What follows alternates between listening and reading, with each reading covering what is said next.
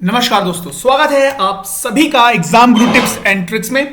तो आपके लिए रीजनिंग के 30 क्वेश्चन जो कि बहुत ही ज्यादा इंपॉर्टेंट है, किसके दृष्टिकोण से? ग्रुप डी की परीक्षा के दृष्टिकोण से। और let me tell you guys, ये सारे के सारे क्वेश्चंस प्रीवियस ईयर क्वेश्चन है, तो बहुत ही ध्यान से देखिए, पैटर्न समझ में आएगा किस पैटर्न से रेलवे ग्रुप डी में आपके सामने रीजनिंग के 30 क्वेश्चन पूछे जाएंगे। इस प्रैक्टिस सेट को लगातार चलाते जाइए, बिल्कुल जैसे जैसे मैं कराते जा रहा हूं। बस दिन में अगर आप रीजनिंग नहीं भी पढ़ रहे हैं तो मेरा इस प्रैक्टिस सेट को जो है एक बार लगा लीजिए, आपका काम होता रहेगा। और एडिशनल कुछ कुछ पढ़ना चाहते तो पढ़ते रहिए, रीजनिंग का काम हो जाएगा, क्योंकि ये सारे प्रीवियस ईयर क्वेश्चन है, तो क्वेश्चन ऐसे ही फॉर्म होने वाले हैं। तो आइए जल्दी से शुरू करते हैं 30 क्वेश्चंस बिना किसी समय गवाए।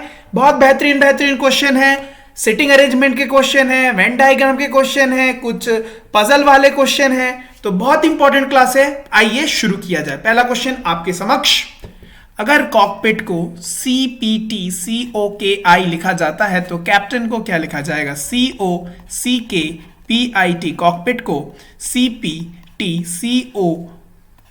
लिखा जा रहा है, कैप्टन CAPTAIN कैप्टन का पूछा जा रहा है। जरा ध्यान से देखिए मेरे दोस्तों, जरा ध्यान से देखिए। C चला गया यहां पर, O चला गया यहां पर, ये वाला C यहां पर, और ये K चला गया यहां पर, P चला गया यहां पर, I चला गया यहां पर, और T चला गया यहां पर। मतलब कुछ भी ऑर्डर में नहीं है, बस घुमाना है।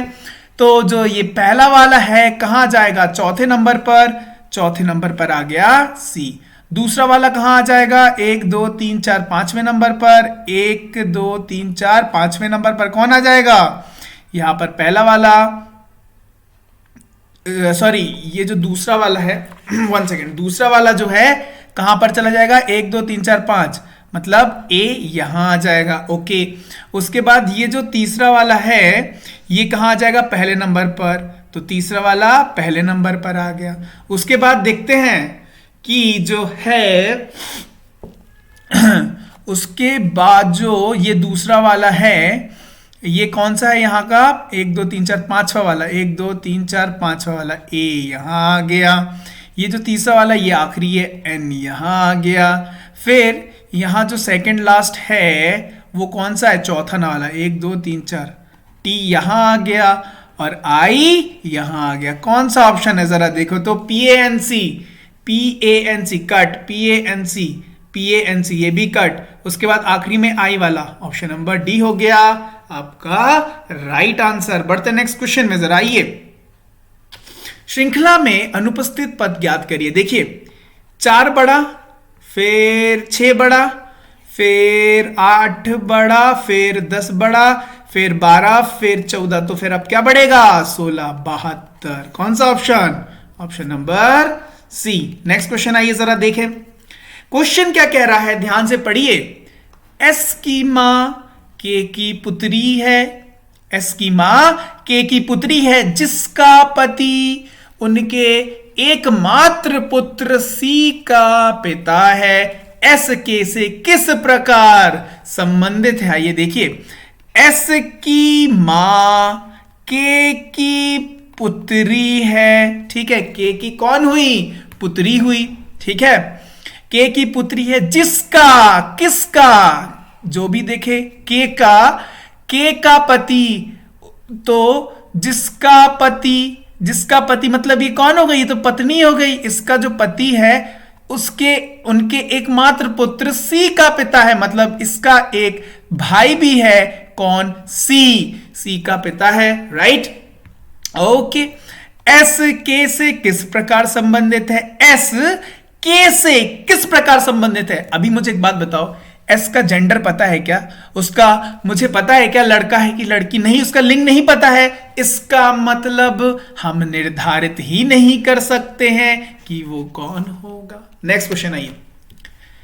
PQRST एक पंक्ति में नॉर्थ तरफ मुंह करके बैठे हुए हैं, ठीक है, मतलब ऊपर तरफ, ठीक है, उत्तर तरफ बैठे हुए हैं, ठीक है, मुंह करके।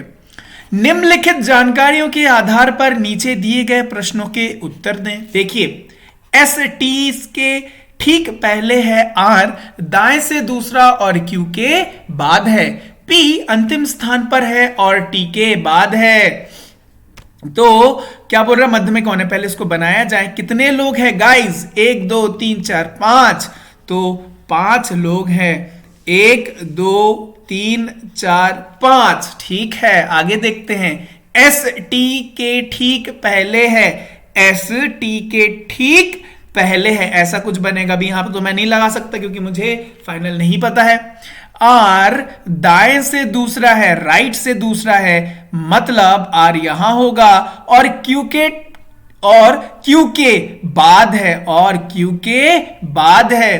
पी अंतिम स्थान पर है और टी के बाद है। अगर पी अंतिम स्थान पर है और टी के बाद है, मतलब पी अंतिम स्थान पर है और जो है टी के बाद है, पी यहां क्यों नहीं ले सकता, क्योंकि टी के बाद तो हो नहीं पाएगा, इसका मतलब यहां टी और यहां एस है, तो यहां एस और यहां टी हो गया, बन गया पूरा हमारा।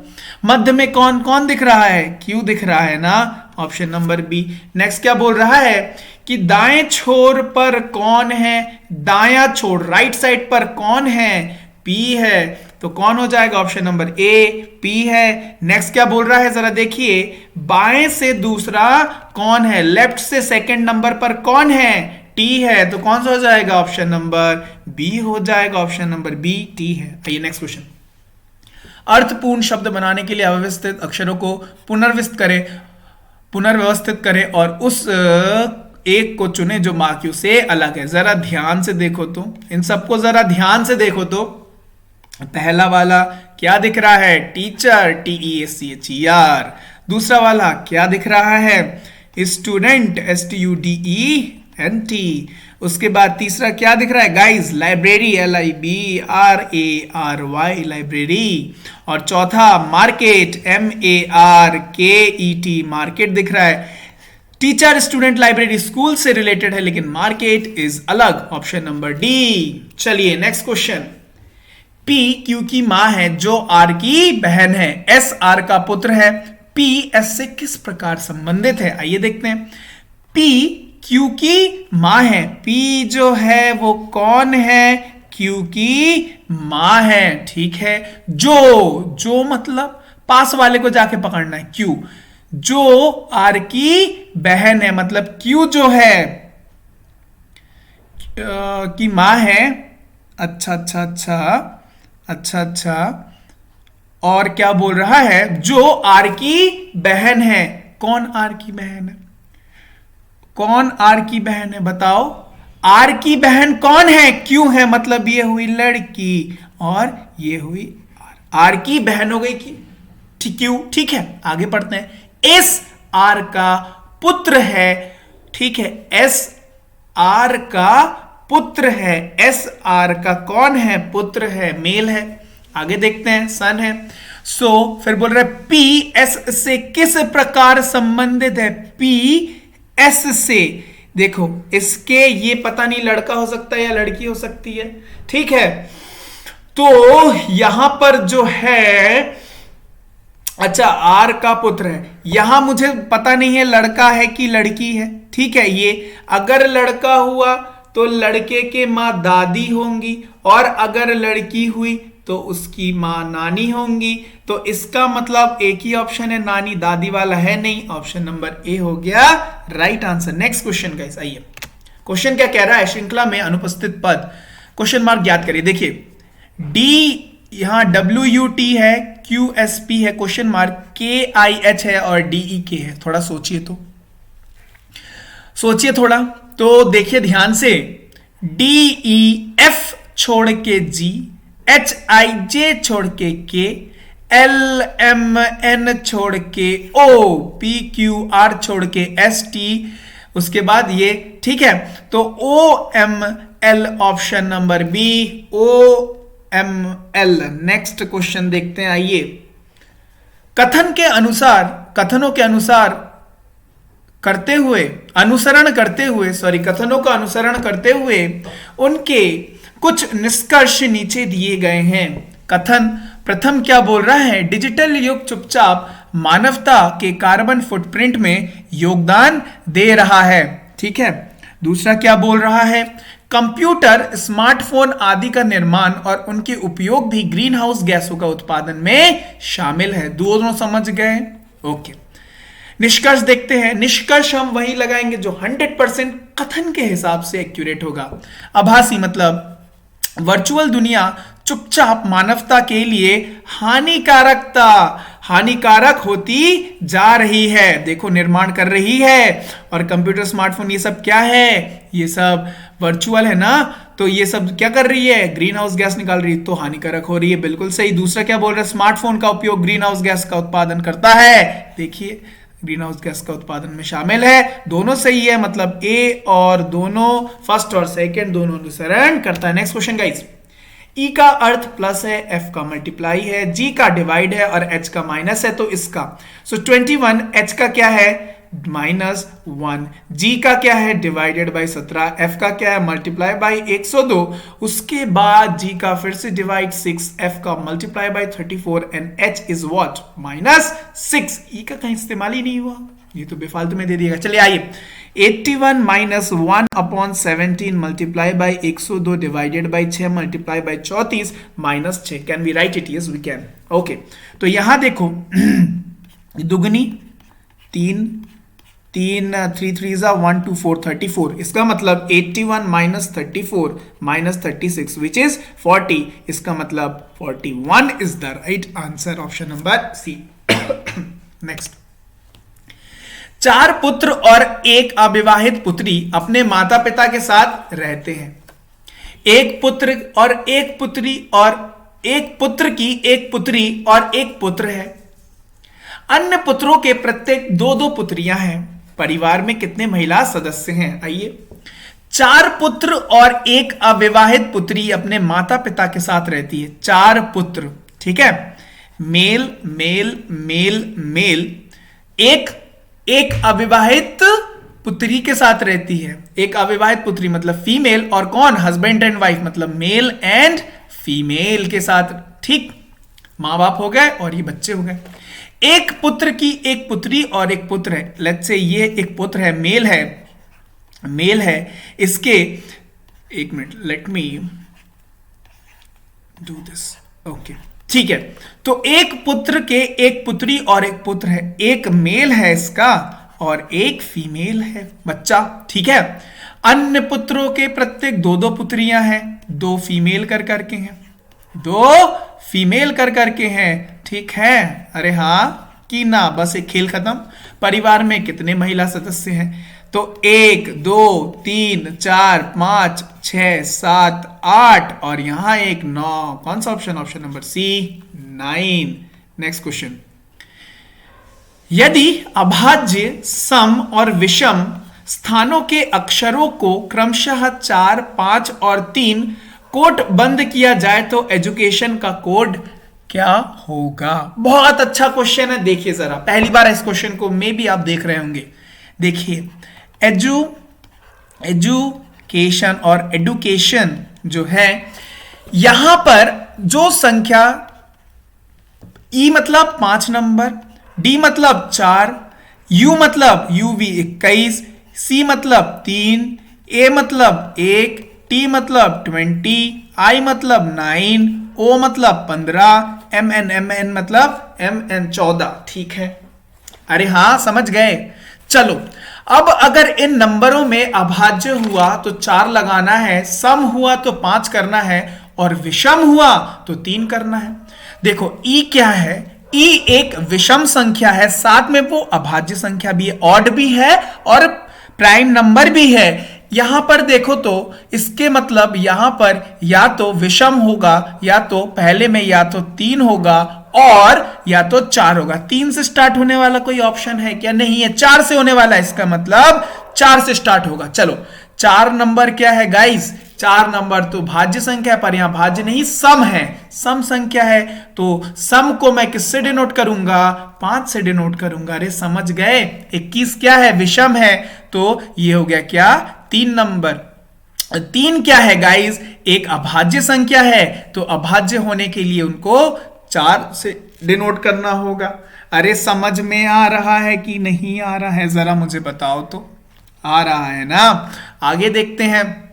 एक नंबर क्या है? विषम संख्या है, तो विषम के लिए 3 कोड देना पड़ेगा। क्या कोड? 3। 20 is what? सम संख्या, सो 5। 9 is what guys?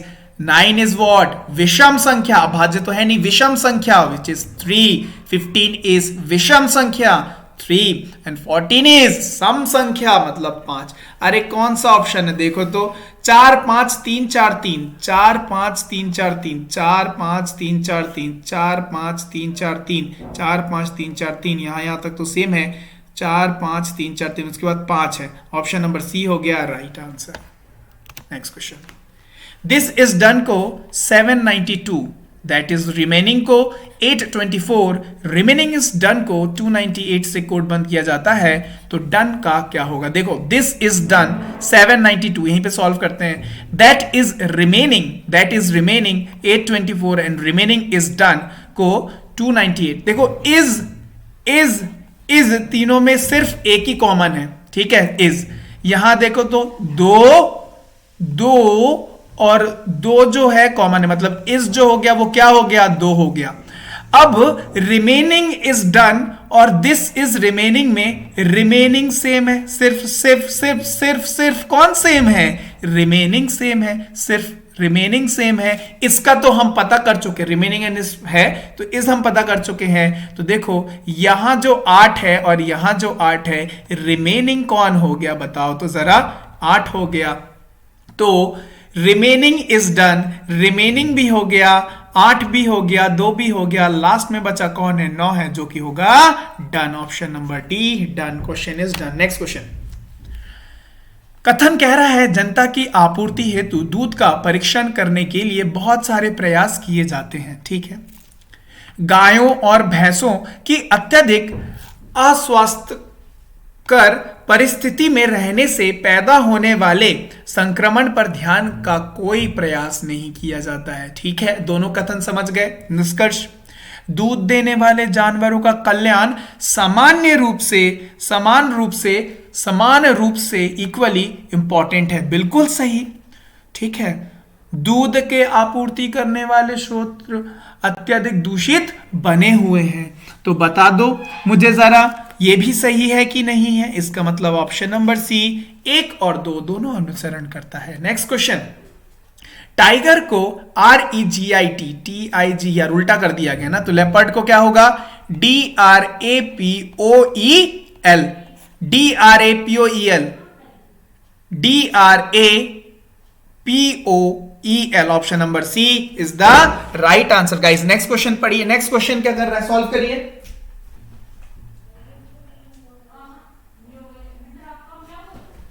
तो जरा बताइए क्या बोल रहा है कि जो माइनस है और मल्टीप्लाई है, इन दोनों को इंटरचेंज कर रहे हैं तथा संख्या 5 और 14 को इंटरचेंज कर रहे हैं, परस्पर बदल रहे हैं।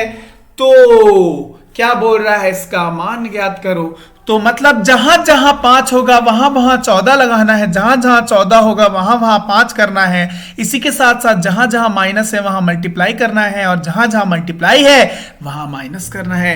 तो 5 की जगह पर 14, प्लस की जगह पर यहां 4 हुआ और डिवाइड के जगह पर कुछ नहीं, 2 के जगह पर कुछ नहीं, माइनस की जगह मल्टीप्लाई बाई 8 और माइनस के जगह मल्टीप्लाई की जगह माइनस और 14 की जगह 5। तो यहां जरा देखो क्या हुआ? दुगनी 16, तो 14 प्लस 16 माइनस 5, मतलब ये हो गया 30 minus 5 which is 25। Which option? Option number C. Next question guys, बहुत ही बेहतरीन क्वेश्चन है। रीमा एक तस्वीर की तरफ संकेत करके कहती है, वह मेरे पुत्र के दादा की एकमात्र बहू के पिता का पिता है। वह रीमा से किस प्रकार संबंधित है? आइए, तो क्या बोल रहा है? रीमा एक तस्वीर की तरफ संकेत करके कहती है, रीमा एक तस्वीर की तरफ संकेत करके कहती, वह मेरे मतलब रीमा के, वह मेरे, रीमा नाम से लड़की लग रहा, चलिए लड़की बना देते हैं। आगे देखते हैं। वह मेरे पुत्र के दादा, मतलब इसके कौन? इसके हस्बैंड जो होंगे उनके पिता, ठीक है, के दादा कि एकमात्र बहू कौन, रीमा ही होगी एकमात्र बहू, के पिता का पिता है। मतलब तस्वीर वाला कौन है, तस्वीर वाला ये है। चलिए, वह रीमा से किस प्रकार संबंधित है, बताइए। रीमा का कौन हुआ ये, अरे दादा हुए ना, रीमा के पिता। ऑप्शन नंबर बी, दादा is the right answer. Next question guys, कथन कह रहा है यदि सभी खिलाड़ी अपनी पूरी क्षमता से खेलते हैं तो उस मैच को जीत जाएंगे। ठीक है, दूसरा बोल रहा है हमने मैच जीत लिया है, इसका मतलब सभी खिलाड़ियों ने अपनी पूरी क्षमता दिखाई होगी। सभी खिलाड़ी ने अपनी पूरी क्षमता से खेला, बिल्कुल सही। कुछ खिलाड़ियों ने अपनी पूरी क्षमता से नहीं खेला, गलत। अगर नहीं खेला तो जीतते नहीं, है ना, क्योंकि कथन में बोल रहा है कि पूरी क्षमता से खेलना होगा तभी मैच जीतेंगे, और हमने मैच जीत लिया है। तो सिर्फ निष्कर्ष प्रथम अनुसरण करता, ऑप्शन नंबर ए केवल निष्कर्ष प्रथम अनुसरण करता है। नेक्स्ट क्वेश्चन गाइस, यदि ट्रैक्टर को 14 और ट्रॉली को 14 बोलते हैं तो स्कूटर को क्या बोलते हैं, जरा देखिए ध्यान से। 1 2 3 4 5 6 7 7 है, multiply by 2 14। 1 2 3 4 5 6 7 7 multiply by 2 14। Scooter में 1 2 3 4 5 6 7 7 मल्टीप्लाई 2 क्या होगा, 14, option number B. Next question guys आपके सामने, अरे चलिए नेक्स्ट क्वेश्चन क्या बोल रहा है।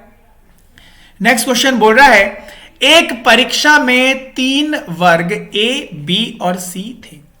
इन तीनों वर्गों में से 33 विद्यार्थी वर्ग ए में उत्तीर्ण हुए, 34 विद्यार्थी वर्ग बी में उत्तीर्ण हुए और 32 विद्यार्थी वर्ग सी में उत्तीर्ण हुए। 10 विद्यार्थी वर्ग ए और वर्ग बी में उत्तीर्ण हुए, 9 विद्यार्थी वर्ग बी और वर्ग सी में उत्तीर्ण हुए, 8 विद्यार्थी वर्ग ए और वर्ग सी में उत्तीर्ण हुए। केवल किसी एक वर्ग में उत्तीर्ण होने वाले विद्यार्थियों की संख्या समान थी और यह संख्या प्रत्येक वर्ग में क्या था, 21 था। बनाते कितने वर्ग है, 3 वर्ग है। अरे कितने वर्ग है जरा बताओ तो, 3 वर्ग है। और let's say A, this is B and this is C. A का कितना दिया गया है, 33 वर्ग में है और 34 है, और ये कौन है, अरे 32 है कि नहीं है। आगे देखो तो जरा, यहां बोला गया है गाइस कि प्रत्येक वर्ग में सिर्फ 21 जो है वो केवल एक वर्ग में पास हुए, मतलब ये भी 21, ये भी 21 और ये भी 21। अगर ये तीनों 21 21 21 हुए, एक सेकंड,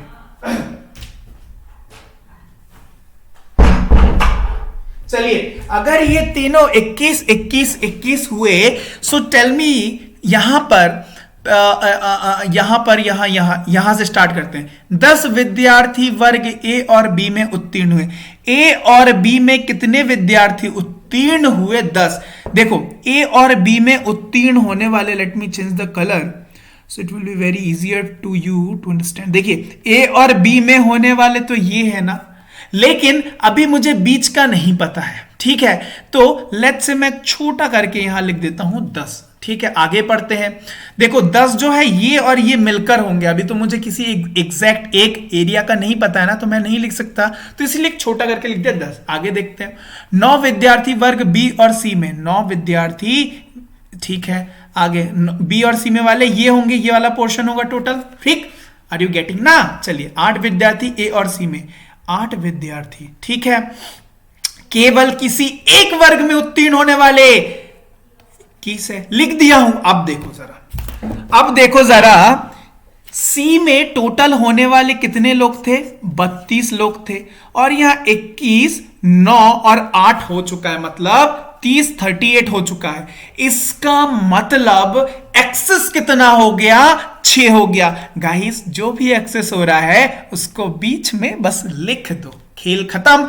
देखो दोनों मिलके 8 होना था, तो यहां दोनों मिलके 8 होना था, 6 हो चुका है, तो यहां क्या होगा, 2 होगा। यहां दोनों मिलके 9 होना था, तो यहां क्या होगा, 3 होगा। यहां दोनों मिलके 10 होना, तो यहां क्या होगा, 4 होगा। अरे समझ गए कि नहीं गए? बस हो गया, खेल खत्म। अब देखिए क्वेश्चन क्या बोल रहा है, जरा गौर से पढ़िए। कितने विद्यार्थी सभी वर्गों में उत्तीर्ण हुए?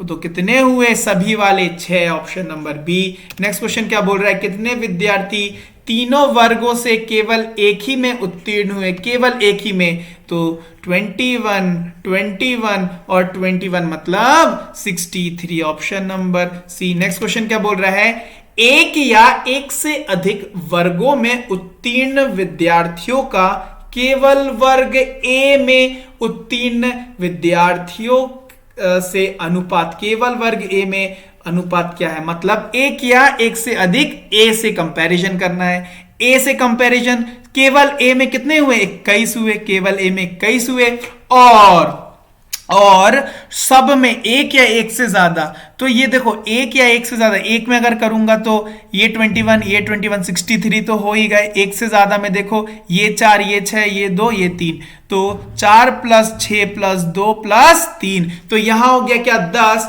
10 is 73, 73 and 5 is what, 78/21. Do we have any option 78/21? Option number A is the correct answer. Option number A is 78/21. Next question guys. -3, 4, 0, 4, -2, -5, 1, 7, 10, 5 आंकड़ों का बहुलक तथा मध्य का। चलिए पहले बहुलक है फिर मध्य का है, इसमें कोई भी ऑप्शन नहीं इंटरसेक्ट नहीं कर रहा। चलिए जरा देखिए पहले बहुलक, 0, 0 एक ही बार है तो होगा नहीं।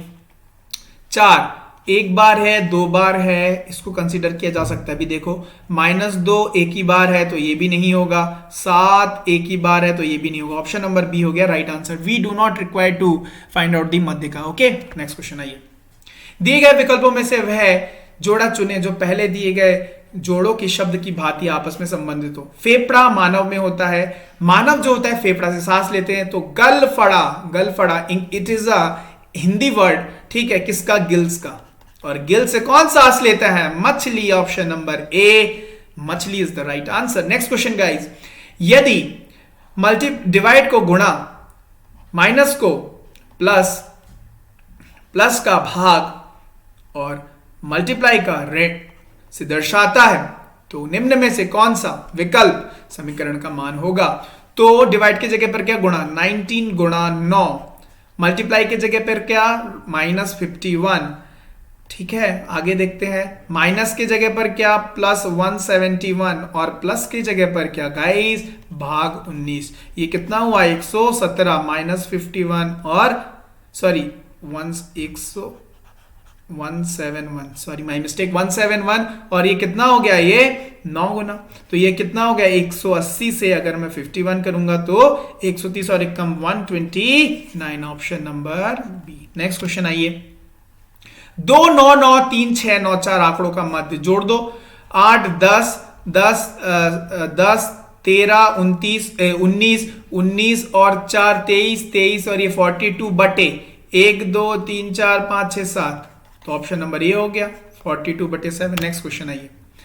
यदि 39574 को XP LMD और 0826 को TBNQ लिखा जाता है, तो DBMTX को क्या लिखा जाएगा? देखो जरा गौर से देखो, यहां पर कोई भी मैचिंग हो रहा है क्या, 3x के जगह पर P9, ऐसा यहां पर कुछ हो नहीं रहा है। इसका मतलब x की वैल्यू जो है वो 3 है, P की जो है वो 9 है, L की जो है वो है 5, M की जो है वो है 7 और D की क्या है 4 है। इसी तरीके से तो यहां पर भी है, यहां पर भी इसी के साथ रिलेशन है। सो DBMTX, D के जगह पर क्या होगा, D के जगह पर क्या होगा, D देखो कहां है, आखिरी वाला, तो 4 नंबर से स्टार्ट होगा। B के जगह पर, B यहां कहां है, सेकंड नंबर पर 8। M के जगह पर ये क्या हुआ, सेकंड लास्ट 7। उसके बाद T के जगह पर क्या होगा, T के जगह पर T कहां है, T फर्स्ट नंबर 0, और X के जगह पर क्या होगा, 3 होगा। तो 48703, 48703, option number C is the right answer. Next question guys, बहुत ही बेहतरीन क्वेश्चन आपके सामने अब आ रहा है सिटिंग अरेंजमेंट का। देखिए, राधा, रेखा, राखी, रागिनी, रश्मि, रीमा और रेणु एक वृत्त के केंद्र की ओर मुंह करके बैठे हुए हैं। ठीक है, रीमा रश्मि के बगल में नहीं है। सबसे पहले देख लो कितने लोग हैं, 1 2 3 4 5 6 7। ठीक है, केंद्र के तरफ मुंह करके बैठे हुए हैं। अरे भाई कितने लोग, 7 लोग। ठीक है, बना दिए 7। चलिए पढ़ते हैं।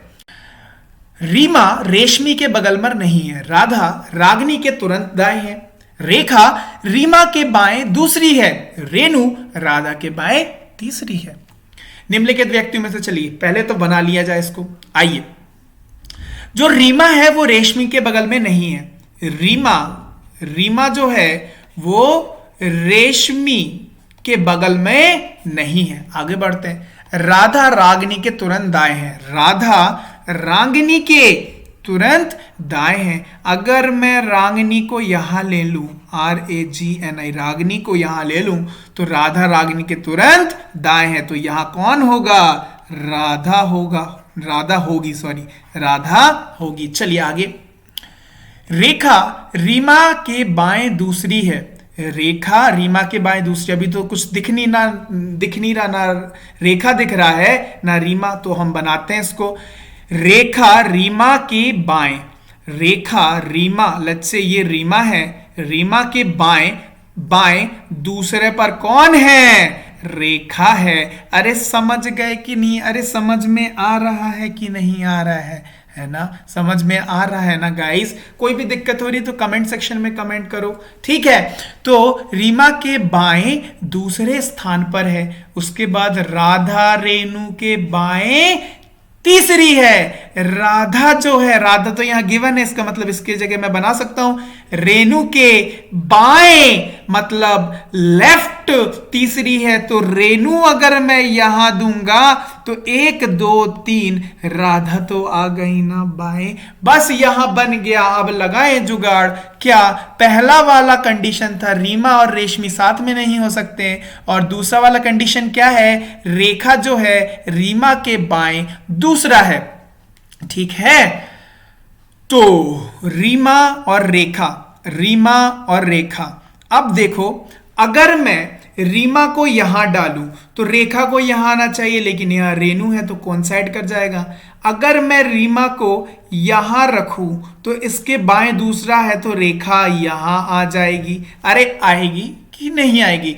लेकिन अब यहां पर एक क्वेश्चन गिवन है, एक स्टेटमेंट गिवन है, रीमा और रश्मि एक साथ नहीं आ सकते, मतलब यहां पर रश्मि नहीं आ सकती, तो बचा एक ही जगह रश्मि, RASHMI रश्मि, RASHMI रश्मि यहां आएगी। और तो यहां कौन आएगा, बचा हुआ एक कोई होगा, कौन, रेणु हो चुकी है, रीमा हो चुकी है, राखी नहीं हुई है, आई गेस, हाँ राखी, RAKHI राखी।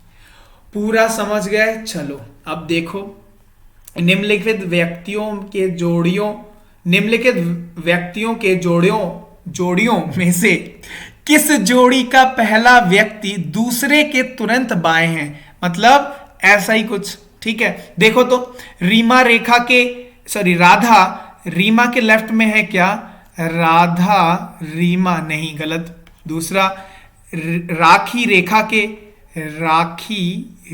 नहीं, रीमा राखी बिल्कुल लेफ्ट तरफ है, ऑप्शन नंबर सी हो गया करेक्ट आंसर। अरे समझ गए। चलो अब दूसरा बोल रहा है, रागिनी के बाएं दूसरी कौन है, रागिनी के बाएं दूसरी कौन है, रागिनी के बाएं दूसरी तो रागिनी के बाएं लेफ्ट तरफ दूसरी कौन है, अरे रीमा है ना, तो ऑप्शन नंबर ए रीमा। तो गाइस ये थे 30 question. I hope you enjoyed the session. If you enjoyed and if you find this session is very important for you, यार it's obviously very important for you, you do not need to find out. Okay, so hit this like button which is just below.